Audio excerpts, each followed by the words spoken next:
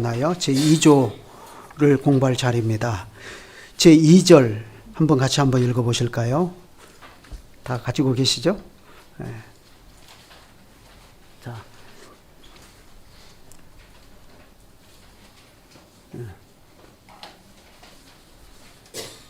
그 인쇄물로 다 나눠드렸을 텐데, 네. 자, 네. 자, 제2절 다 같이 한번 읽어봅시다. 시작. 하나님께서 다른 모든 피조물을 지으신 후에 사람을 창조하시되 남자와 여자로 만드셨습니다. 그들에게 이성적이고 불멸하는 영혼을 주시고 자기의 형상을 따라 지식과 참된 의와 거룩함으로 입혀주셨습니다. 하나님의 율법이 그들의 마음에 기록되게 하시고 그것을 행할 능력을 그들에게 주셨습니다. 그러나 그들에게 의지의 자유를 허용하셨고 그것은 변할 수 있으므로 그들은 죄를 범할 가능성을 안고 있었습니다. 그들은 마음속에 기록된 이 법 외에도 선악을 알게 하는 나무의 열매를 먹지 말라는 명령을 받았습니다.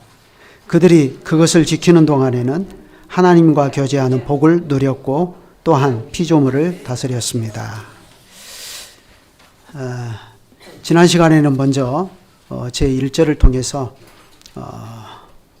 하나님의 창조에 관한 전반적인 내용을 공부했습니다.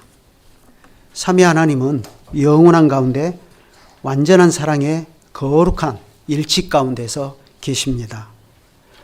바로 그 사랑의 일치에서 하나님께서는 무릇되어가는 모든 것을 영원하고 주권적이고 지혜롭고 변함없으신 뜻으로 정하셨습니다. 창조는 삼위 하나님께서 그 선하신 뜻을 좇아서 거룩한 사랑의 표현으로 이루신 일입니다. 그렇기 때문에 하나님의 이 선한 창조에서 나온 혼인과 또 음식에 대한 것들과 노동 등 모든 것이 선하다는 점을 우리가 특별히 잘 생각했습니다. 우리는 하나님께서 엿새 동안 선한 창조를 이루셨다는 것을 믿습니다. 태초에 하나님께서 영원히 거하실 처소로서 하늘들을 지으셨고 또한 사람에게 주실 땅을 지으셨습니다. 그런데 태초에 창조된 땅은 그 상태가 혼돈하고 공허했고 또 그 위에 기품이 있고 기품 위에 흑암이 있는 그러한 상태였습니다. 그래 창조의 처음 3일은 혼돈하던 땅에 질서를 갖추십니다. 첫째 날에는 빛이 창조되어서 태초의 흑암을 밝혔고 둘째 날에는 깊은 물 가운데 궁창이 창조되어서 궁창의 윗물과 아랫물로 나뉘어졌으며 셋째 날에는 궁창 아랫물이 한 군데 모여 거기 물이 묻이 드러나게 되며 또 묻에서는 식물이 자라게 하셨습니다. 그 다음에 이어지는 나중 3일은 공허하던 땅이 아름답고 또 다채롭고 풍요로운 내용들이 거기에 채워집니다. 먼저 넷째 날을 보면 첫날의 광명이 비치는 땅에 해와 달과 별들이 만들어져서 징조와 사시와 연한과 일자가 이루어지게 하셨습니다. 다섯째 날에는 궁창에 새들이 나르고 아랫물에 수중 생물이 떼지어 다녔으며 여섯째 날에는 무태 세 종류의 육지짐승 그러니까 육축과 들짐승과 각종 기능 짐승들이 만들어졌으며 마지막에는 만물의 영장인 우리 인생들이 하나님의 형상으로 창조되었습니다. 혹시 여러분들 그런 질문 안 생겨요? 첫째 날 빛을 만드셨는데 뭐하라고 넷째 날 또 해와 달과 별들을 만드셔서 똑같은 빛을 만드셨는가? 그런데 그 빛은 종류가 달라요. 첫째 날 빛은 하나님의 영광의 반사고 넷째 날 이미 빛이 비치고 있는 세상에 해와 달과 별들을 만드신 것은 여기 말한 대로 징조와 사시와 연한과 일자가 이루도록 하신 거예요.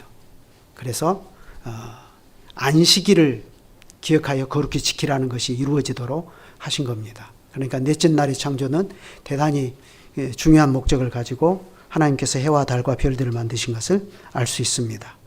그렇게 해서 여섯 날의 창조가 사람이 하나님의 형상으로 창조된 것으로 이렇게 마치는데 이게 그러면 창조의 전부냐 하면 결코 그렇지 않습니다.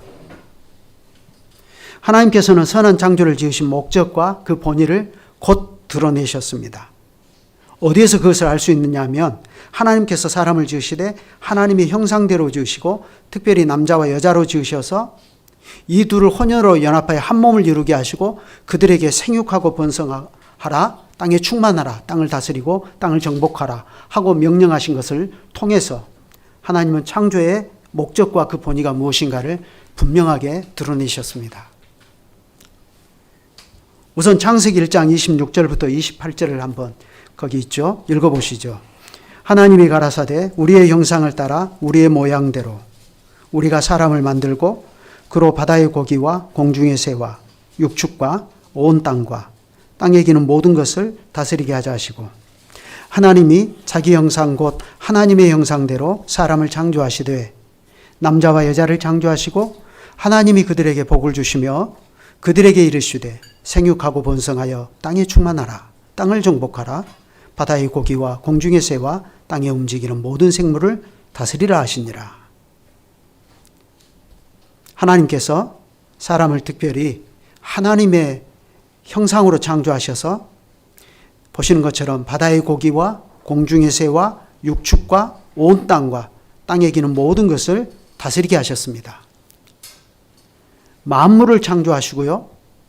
또 만사를 자기 뜻대로 다스리시는 하나님께서 우리 인생을 하나님의 대리 통치자로 세우신 것입니다. 마치 페르시아의 황제가 총독을 임명해서 가나안 땅에 사는 유대인들을 지배하도록 한 것과 마찬가지죠. 그래 구약의 시인이 바로 이 점을 노래하지 않았습니까? 시편 8편이 오늘 여러분에게 나눠드린 강설 요약지에 있는데 거기 한번 같은 목소리로 읽어보십시다. 주의 손가락으로 만드신 주의 하늘과 주께서 베풀어 두신 달과 별들을 내가 보오니 사람이 무엇이기에 주께서 그를 생각하시며 인자가 무엇이기에 주께서 그를 돌아보시나이까. 그를 하나님보다 조금 못하게 하시고 영화와 종교로 관을 씌우셨나이다. 주의 손으로 만드신 것을 다스리게 하시고 만물을 그의 발 아래 두셨으니 곧 모든 소와 양과 들짐승이며 공중의 새와 바다의 물고기와 바닷길에 다니는 것이니이다. 여호와 우리 주여 주의 이름이 온 땅에 어찌 그리 아름다운지요. 자, 여기에 보면 시인은 이 시의 처음과 마지막에서 여호와의 이름이 온 땅에 심히 아름답다 하는 내용을 찬송하였습니다. 그런데 그 찬송하는 내용은 결국 창세기 1장 방금 우리가 앞에서 읽었던 26절로 28절에 나온 내용입니다. 그런데 바로 이 시편 8편은 히브리서 2장에서 인용됩니다. 히브리서 저자는 시편 8편의 내용이 부활하신 그리스도에게서 성취되었고 또한 성취가 될 것을 이야기합니다. 이번에는 히브리서 5장 2장 5절부터 한번 읽어보겠습니다. 같이요. 하나님이 우리가 말하는 바 장차올 세상을 천사들에게 복종하게 하심이 아니니라. 그러나 누구인가 어디에서 증언하여 이르되 사람이 무엇이기에 주께서 그를 생각하시며 인자가 무엇이기에 주께서 그를 돌아보시나이까.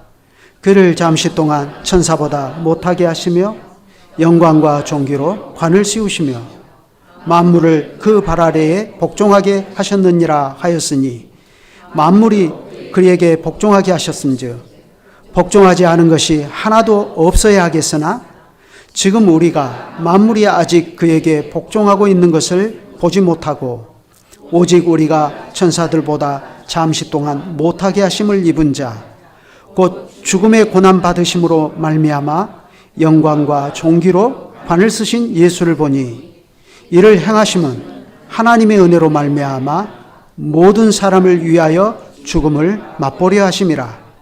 그러므로 만물이 그를 위하고 또한 그로 말미암은 이가 많은 아들들을 이끌어 영광에 들어가게 하시는 일에 그들의 구원의 창시자를 고난을 통하여 온전하게 하심이 합당하도다. 자, 그리스도께서 고난의 죽음의 고난을 받으시고 부활에 이르셨습니다. 그런데 바로 그 그리스도의 고난과 부활은 시편 8편의 예언을 보시는 것처럼 성취하신 일입니다. 그리고 이 부활이 나아가서 창조의 본의를 이루신 일입니다. 그뿐만이 아니죠. 10절을 또한 보면 그리스도께서 고난을 당하시고 부활하셔서 하나님의 지성소에서 영원한 대제사장이 되신 일을 이야기합니다. 다시 말해서 고난으로 말미암아 온전케 되신 일이 성부께서 영원한 가운데 품고 계시는 경륜을 성취하는 이름을 밝히는 것입니다. 하나님께서 영원한 가운데 품고 계시던 경륜의 내용이 곧 창조하신 본의이고 또한 타락한 인생을 구원하신 목적입니다. 따라서 히브리서 2장 10절에 언급된 영원한 경륜의 목적을 잘 알면 우리가 창조의 본의를 깨닫는데 중요한 지침이 됩니다. 그것은 하나님께서 인생 가운데 많은 아들들을 두시고 그들을 하나님의 영원한 영광에 들이시는 것입니다. 이것이 또한 창조의 목적이지 않습니까? 하나님의 창조 세계가 아무리 선하더라도 그것 자체가 궁극적인 목적은 아닌 것입니다. 인생이 선한 창조에서 나아갈 목적이 있는데 인생들이 하나님의 아들들로서 하나님의 영원한 영광에 들어가게 하는 것, 그것이 바로 창조의 진정한 목적입니다. 이런 내용은 우리가 하나님의 안식과 선악과 금령에서 찾아볼 수가 있지 않습니까? 뿐만 아니라 다른 창조 규례도 이 목적을 위한 방편들로 세워진 것임을 우리가 짐작해 볼 수 있습니다. 그래 바로 그 점에서 웨스트민스터 신앙고백서 4장 제2절을 우리가 살펴보는 것이 유익할 것입니다. 아까 우리가 2절을 읽었는데 제가 다시 한번 읽겠습니다. 하나님께서 다른 모든 피조물을 지으신 후에 사람을 창조하시되 남자와 여자로 만드셨습니다. 그들에게 이성적이고 불멸하는 영혼을 주시고 자기의 형상을 따라 지식과 참된 의와 거룩함으로 입혀 주셨습니다. 하나님의 율법이 그들의 마음에 기록되게 하시고 그것을 행할 능력을 그들에게 주셨습니다. 그러나 그들에게 의지의 자유를 허용하셨고 그것은 변할 수 있으므로 그들은 죄를 범할 가능성을 안고 있었습니다. 그들은 마음속에 기록된 이 법 외에도 선악을 알게 하는 나무의 열매를 먹지 말라는 명령을 받았습니다. 그들이 그것을 지키는 동안에는 하나님과 교제하는 복을 누렸고 또한 피조물들을 다스렸습니다. 자, 여기에 보면 고백서는 5가지를 이야기한다는 것을 알 수 있습니다. 그 5가지가 이렇습니다. 사람을 창조하시되 남자와 여자로 창조하셨다는 것입니다. 두 번째, 하나님께서 사람에게 이성적이고 불멸적인 영혼을 주셨다는 것입니다. 세 번째는 사람을 하나님의 형상을 따라 지식과 참된 의와 거룩함으로 입히셨다는 것입니다. 그리고 네 번째는 하나님의 율법이 사람의 마음에 기록되게 하시고 그것을 자유의지로 순종하게 하셨다는 것입니다. 다섯째는 선악을 알게 하는 나무의 실과를 따먹지 말라고 하신 사실을 열거하고 마지막으로 선악과 금령을 지키는 동안에는 구비하신 모든 선한 것과 능력을 통하여 하나님과 늘 교제하면서 피조물을 다스리며 살 수 있도록 하셨다 하는 것입니다. 오늘 우리가 본문에서 창세기 2장 15절을 읽었지만 거기 한번 다시 보시죠. 이번에는 18절까지 같이 한번 읽어보겠습니다.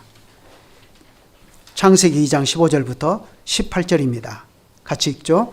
여호와 하나님이 그 사람을 이끌어 에덴 동산에 두사 그것을 다스리며 지키게 하시고 여호와 하나님이 그 사람에게 명하여 이르시되 동산 각종 나무의 실과는 내가 임의로 먹되 선악을 알게 하는 나무의 실과는 먹지 말라. 네가 먹는 날에는 반드시 죽으리라 하시니라. 여호와 하나님이 이르시되 사람의 독처하는 것이 좋지 못하니 내가 그를 위하여 돕는 배필을 지으리라 하시니라. 자, 먼저 15절에서는 뭘 얘기합니까? 여호와께서 에덴 동산을 상설하셔서 사람을 이곳으로 이끌어 들이시고 그 동산을 다스리며 지키는 사명을 그에게 주신 사실을 이야기합니다. 순서가 매우 중요해요. 사명을 먼저 주셨고요. 그런 다음에는 음식에 대한 것으로 동산 각종 나무의 실과를 마음대로 먹도록 하신 것을 말씀합니다. 그러면 밥 먹고 살게 하신 이유가 어디에 있죠? 사명을 이루도록 하려고 그렇게 하신 거죠. 그 다음에는 하나님의 거룩한 금령입니다. 동산 각종 나무의 실과는 임의로 먹되 동산 중앙에 있는 두 나무 가운데 하나, 즉 선악을 알게 하는 나무의 실과는 먹지 말라. 먹는 날에는 반드시 죽는다. 히브리어를 보면 죽는다 두 번 그렇게 똑같이 쓰고 있어요. 그건 꼭 죽는다. 반드시 죽는다 이거예요. 바로 이 금령을 창조 언약이라고도 하기도 하고 행위 언약이라고도 하고 소요리 문답에서는 생명 언약이라 하고 그렇게 부르기도 합니다. 그러고서 그 다음에는 아담과 하와의 혼인을 다룹니다. 가정에 관한 주제가 뒤따라 나오는 것입니다. 우리는 이런 순서들을 잘 이해해야 됩니다. 흔히 창조 규례라고 하면 뭘 이야기하죠? 혼인과 노동과 안식일을 말하죠. 그래서 창조 언약은 선악과 금령을 말합니다. 그런데 노동의 규례는 사실 생각해 보면 창조 명령, 즉 생육하고 번성하고 땅에 충만하라, 땅을 정복하라 하는 이 명령과 또 그에 앞서서 아담을 에덴 동산에 들이셔서 에덴 동산을 지키고 다스리도록 하신 명령과 관련된 것입니다. 그러므로 우리가 여기서 한 가지 확실하게 알 수 있는 것이 있습니다. 사람은 하나님이 주신 일을 행하며 살도록 되어 있다는 것입니다. 그 가운데 뭐가 있죠? 혼인의 규례와 안식일에 대한 규례가 있습니다. 물론 이 중에서 안식일 규례는 여호와의 거룩한 언약에 전제되어 있는 것 아닙니까? 그리고 여기에 한 가지 빠진 것이 있는데 그것은 바로 음식과 관련된 것입니다. 이 음식과 관련된 것이 혼인이나 안식일 규례보다 먼저 앞서서 나옵니다. 사람은 하나님이 주신 것으로 먹고 살면서 하나님의 일을 행하며 살도록 하신 것인데 거기에 뭐가 포함되느냐? 혼인이 들어가는 것이고 출산과 자녀 양육과 가정을 세우고 나가는 것, 더 나아가 폭넓게 교회를 세우고 나가는 것, 그리고 이 교회가 안식일을 지키고 나가는 것과 다 관련되어 있습니다. 그러니 간단히 이것을 정리하면 세 가지로 정리할 수 있습니다. 첫째, 음식에 관한 규례. 둘째, 혼인에 관한 규례. 셋째, 안식일에 관한 규례입니다. 우리가 하나님의 창조를 이해하려면 이 세 가지를 잘 이해해야 됩니다. 그래 이 세 가지 주제는 첫째로 우리 인생이 창조 세계와 어떤 관계를 맺고 있는가를 설명해 줍니다. 둘째로 또 우리 인생 상호 간에는 또 어떤 관계를 맺는가 그걸 설명해 줍니다. 셋째로는 우리 인생이 하나님이 창조하신 선한 창조계에서 피차 정당한 관계를 맺고서 하나님을 어떻게 섬겨야 하는가 하는 그것을 교훈하고 있습니다. 그리고 또한 이 세 가지 주제는 하나님께서 우리 시조를 만나주시는 에덴 동산에서 우리 인생이 하나님을 예배하고 하나님의 뜻을 받들어 행하게 하신 일에 집중됩니다. 그러니 이제 이 세 가지 주제를 차례로 한번 생각해 보십시다. 첫 번째 주제는 뭐라고요? 하나님의 형상으로 창조된 우리 인생들은 하나님께서 주신 식물을 먹고 살도록 되어 있다는 것입니다. 우리는 하나님의 선한 창조에 관하여 배우면서 이 점을 생각했습니다. 우리 인생에게 있는 모든 선한 것은 우리 자신의 것이 아니라 하나님의 것입니다. 바울 사도가 아레오바고 가운데서 연설할 때 그 점을 분명히 하지 않았습니까? 사도행전 17장 25절 거기 있죠? 한번 읽어보십시다. 시작. 또 무엇이 부족한 것처럼 사람의 손으로 섬김을 받으시는 것이 아니니 이는 만민에게 생명과 호흡과 만물을 친히 주시는 자이심이라. 여러분, 우리 인생은 자신의 존재와 존립과 활동에서 매 순간 하나님이 주시는 선한 것에 의존되어 있습니다. 이것을 가장 생생하게 보여주는 일이 창조주 하나님께서 우리 인생에게 식물을 주신 사실입니다. 우리 인생들은 매 순간 하나님께서 주시는 생명과 호흡과 만물을 받아서 살기도 하고 숨쉬고 기동하는 것입니다. 여러분, 이것을 겸손하게 인정하는 것이 하나님을 섬기는 것입니다.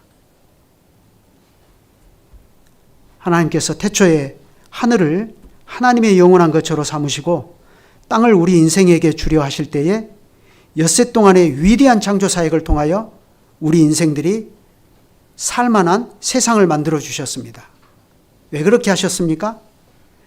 우리 인생이 하나님께서 주신 일을 행하고 하나님을 정당히 섬기는 데 필요한 모든 것을 주시려는 목적으로 그렇게 하신 것입니다. 그러므로 사람이 하나님의 선한 창조에서 누리는 그 모든 선한 것은 선하신 하나님께서 내신 선하신 뜻을 좇아서 사용해야 됩니다.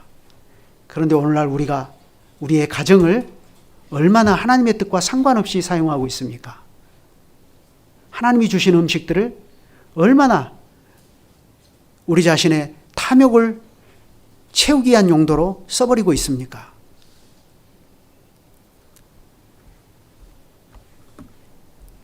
다시 한번 기억하십시다. 하나님의 선한 창조에서 누리는 그 모든 선한 것은 반드시 선하신 하나님께서 내신 선하신 뜻을 좇아 사용해야 한다는 것입니다.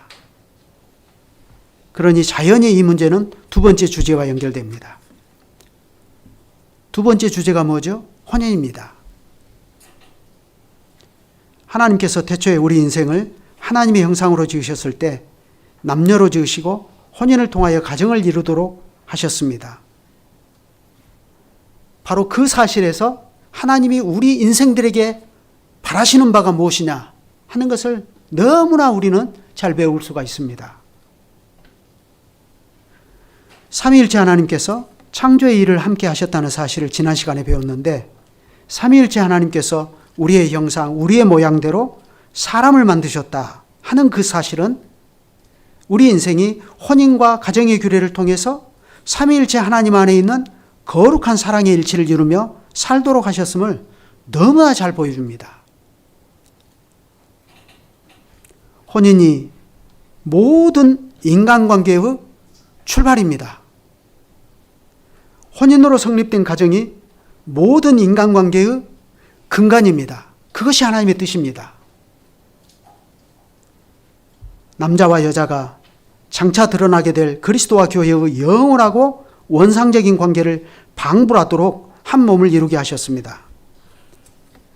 결국 혼인의 규례를 잘 순종하는 것으로서 인간은 하나님께서 내리신 거룩한 명령을 좇아 생육하고 번성하여 자녀를 얻고, 자녀를 거룩한 말씀의 빛 가운데서 양육하여서 나아가 전체 인류가 사랑의 거룩한 일치를 이루는 그런 지극히 복된 사회를 이루게 하셨습니다. 결국 부부가 그리스도와 교회의 관계를 드러내는 일이나, 부모가 자녀를 주 안에서 사랑하고 자녀가 부모를 주 안에서 순종하는 일이나, 또 직장에서는 기업가가 하늘의 주님을 본받아서 자기가 고용하는 노동자들을 섬기는 자세로 대하고, 노동자들은 사주를 하늘의 주를 섬기는 심정으로 사주에게 순복하는 일은 어떻습니까? 영원한 하나님의 나라를 그 자체가 지향하는 것입니다. 그리고 그 나라를 드러내는 것입니다. 그걸 노동운동으로 할 수 있어요? 머리에 띠를 두르고 슬로건을 외치면서 파업을 하는 방식으로 하나님의 나라를 나타낼 수 있냐 이 말이에요. 그럴 수가 없는 거예요. 물론 장차 올 영원한 나라에서는 남편과 아내의 관계도 소멸하고 부모와 자식의 관계도 소멸하고 여타의 창조 질서에 속한 관계들도 소멸할 것입니다. 그렇죠? 예수님께서 말씀하셨죠. 그 나라에서는 시집가고 장가가는 것이 없다 하셨어요. 그렇지만 여러분, 첫 창조 질서에 속한 모든 관계에서 하나님의 뜻을 좇아 행한 일들은 영원한 나라를 드러냅니다. 사도 요한이 전하지 않았습니까? 요한일서 2장 17절입니다. 한번 같이 읽죠. 이 세상도 그 정욕도 지나가되 오직 하나님의 뜻을 행하는 이는 영원히 거하느니라.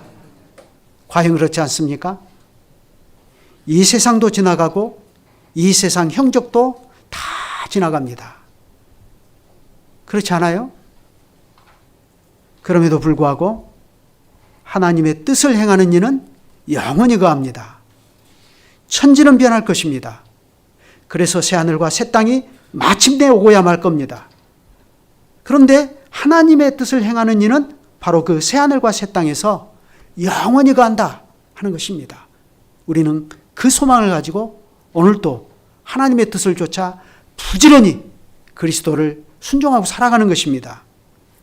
바로 그것이 세 번째 주제인 안식일 규례와 관련됩니다. 하나님께서 우리 인생에게 선악과 금령을 내리신 뜻이 바로 거기에 있지 않습니까? 하나님께서 에덴 동산에 각종 나무를 두시고 우리 인생이 얼마든지 그것을 먹게 하셨습니다.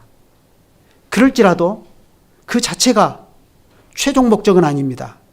그냥 내가 주는 것으로 배불리 잘 먹고 잘 살아라. 그게 최종 목적은 아니에요. 오히려 하나님께서 선악과의 금령을 통하여 우리 인생이 나아갈 영원한 세계를 보여주십니다. 우리 인생이 하나님의 뜻에 순종함으로써 영원한 나라에 이를 것을 가르쳐 주시는 것입니다. 우리 인생이 하나님의 뜻에 순종하지 아니하고 하나님께서 금하신 명령을 위반해 버리면 반드시 죽을 것입니다. 그렇지만 겸손히 하나님의 뜻에 순종하면 생명나무가 성례전적으로 표하고 인치는 영원한 생명에 마침내 이를 것입니다. 선악과 나무와 함께 동산 중앙에 있던 생명나무가 그것을 말하지 않습니까? 요한계시록 22장에 따르면 에덴 동산의 생명나무는 하나님이 그리스도 안에서 장차 이루실 영원한 나라에서 우리가 누리게 될 영생을 표하고 인치는 역할을 하는 것입니다. 바로 그것을 안식일 규례로서 하나님께서는 가르친다는 사실이 중요합니다. 이번에는 창세기 2장 1절로 3절입니다. 같이 한번 읽죠. 천지와 만물이 다 이루니라. 하나님의 지으시던 일이 일곱째 날이 이를 때에 마치니 그 지으시던 일이 다함으로 일곱째 날에 안식하시니라.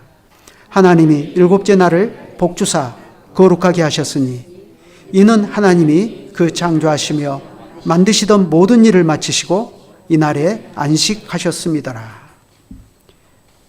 하나님께서 영원한 것처럼 하늘을 창조하시고 거기에 영광의 보좌를 두셨습니다.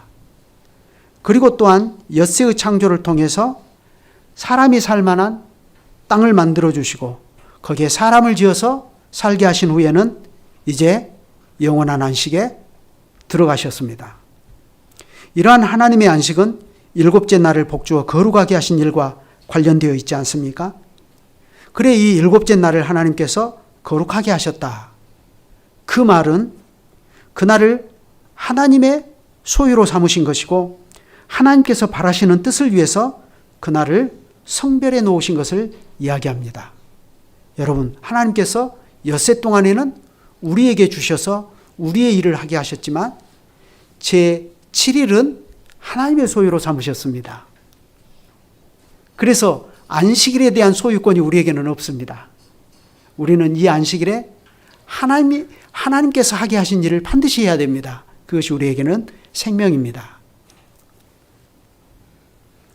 그렇기 때문에 우리는 이 날이 하나님을 예배하는 날이요 하나님께서 자기 백성을 만나 주셔서 거룩한 영광을 드러내시는 날임을 잘 알고 이 날에 하나님께 나와야 됩니다. 안식일을 기억하여 거룩히 지켜야 되는 것입니다.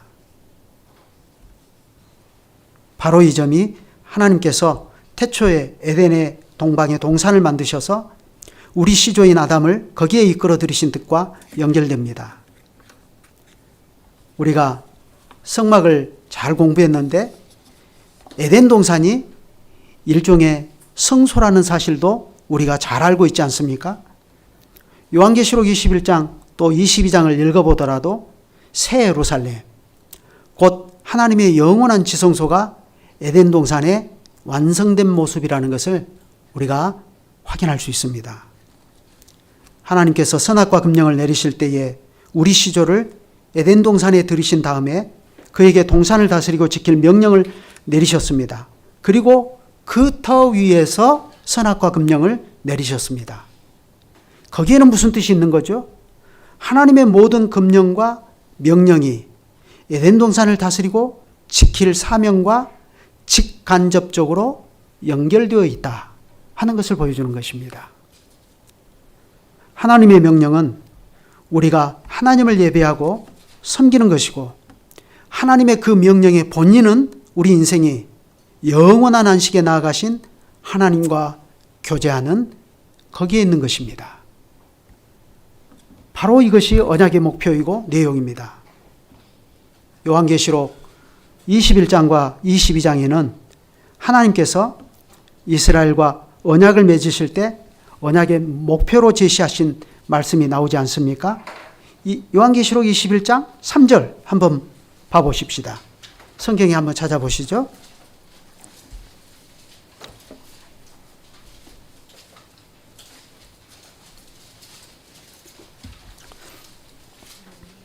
같이 한번 읽죠. 계시록 21장 3절. 내가 들으니 보좌에서 큰 음성이 나서 이르되 보라, 하나님의 장막이 사람들과 함께 있음에 하나님이 그들과 함께 계시리니 그들은 하나님의 백성이 되고 하나님은 친히 그들과 함께 계셔서. 또 이어서 6절로 7절을 한번 같이 읽겠습니다. 시작.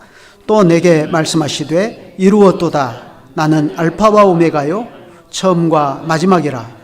내가 생명수 샘물을 목마른 자에게 값없이 주리니 이기는 자는 이것들을 상속으로 받으리라. 나는 그의 하나님이 되고 그는 내 아들이 되리라. 놀랍지 않습니까? 하나님께서 우리의 하나님이 되시고 우리의 아버지가 되시고 우리가 하나님의 자녀와 그분의 친백성이 되는 이것이 하나님의 언약의 목표요, 하나님의 뜻의 중요한 점입니다. 그리고 바로 이것이 삼위 하나님 안에 품고 계시던 영원한 경륜의 내용입니다. 하나님께서는 우리를 창세기에서 창세 때 하나님의 형상으로 지으셨는데 요한계시록 마지막 하나님의 경륜이 다 이루어졌을 때는 그는 내 아들이 되리라 이렇게 말씀하시지 않습니까? 이게 놀라운 거예요. 그런데 그 아드님은 누구시죠? 그리스도예요. 그래서 그리스도가 우리의 영광의 최종의 목표인 것입니다. 우리가 다 그리스도처럼 변화할 것입니다.